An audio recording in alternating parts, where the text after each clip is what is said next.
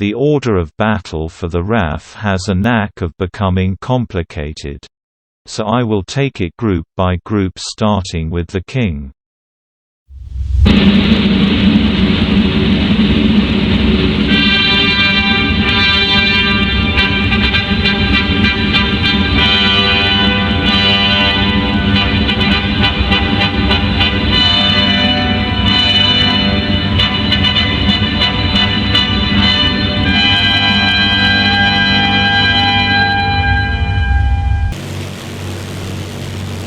In the United Kingdom, the monarch is the head of the armed forces and civilian forces tasked with maintaining law and order and protecting civilian property. These latter organizations include the police force, the fire brigade and civil defense organizations. It is interesting to note that the above organizations swear allegiance to the monarch and not the government of the day. It is difficult for many overseas people to understand the role of the monarch. We in the UK are subjects of the Crown, not citizens, and proud of it. Our monarch is not elected like a president, leader or Führer, but ascends to the throne by birth or conquest. It is a position for life. The monarch transcends being a mere mortal and is an embodiment of the land, people, history, traditions and the blood shed by our forefathers in making this nation what it is. Our forefathers and all our ancestors' blood sings in our veins in response to our monarch. That is why God Save the King is a call for the Almighty to protect the nation as a whole and not just a man with a crown.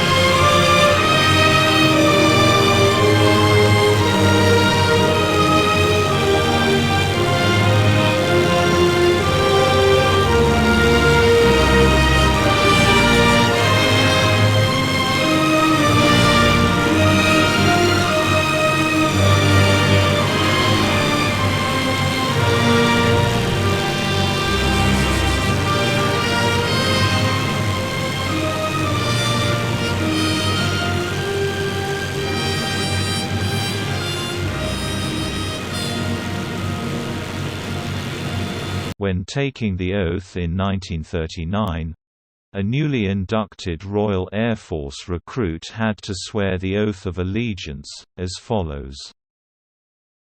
I, Joe Bloggs, swear by Almighty God that I will be faithful and bear true allegiance to His Majesty King George VI, his heirs and successors, and that I will, as in duty bound, honestly and faithfully, defend His Majesty his heirs and successors, in person, crown and dignity against all enemies, and will observe and obey all orders of His Majesty, his heirs and successors, and of air officers and officers set above me.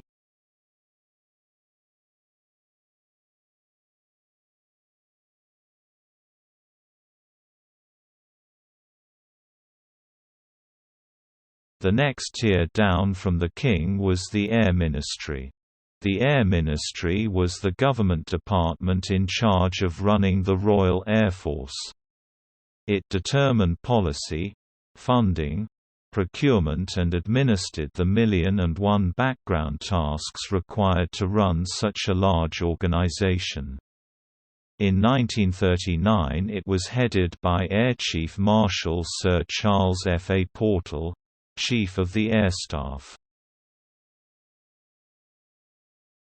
It was also where government and military interacted. The chief government official concerned with RAF matters was the Secretary of State for Air, who was appointed by the Prime Minister at the time. In September 1939 the Minister of State for Air was Sir Howard Kingsley Wood. On a day-to-day basis, the Air Ministry was responsible for the Meteorological Office and issuing weather forecasts to RAF stations, and also for procuring aircraft by issuing specifications, which aircraft manufacturers could apply to supply following the acceptance of their prototypes. The Air Ministry was also responsible for civil aviation. After meetings with government officials and the leaders of the other military services, they would advise the group commanders about which targets were to be selected, which aircraft would be available to the squadrons, how many pilots they would be allocated, how these aircraft were to be painted, what code letters each squadron were to use, etc. etc. It was then up to the group commanders to allocate these resources and see that the current orders were being followed. From the Air Ministry, the commands devolved down to individual command headquarters who manage the squadrons within their jurisdiction. The commands in September 1939 were Bomber Command, Fighter Command,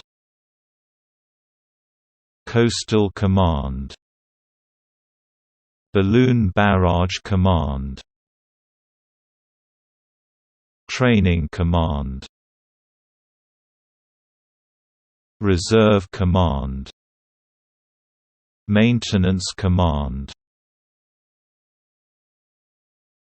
and Overseas Command. During the next part of the preface I will break these commands down into their constituent units. Thank you for watching. I know this episode has been a bit dry, but it is essential if you want to know how the RAF worked during World War II. The last part of the preface will be released in the next week or so, and then I can get down to the operations undertaken by the RAF.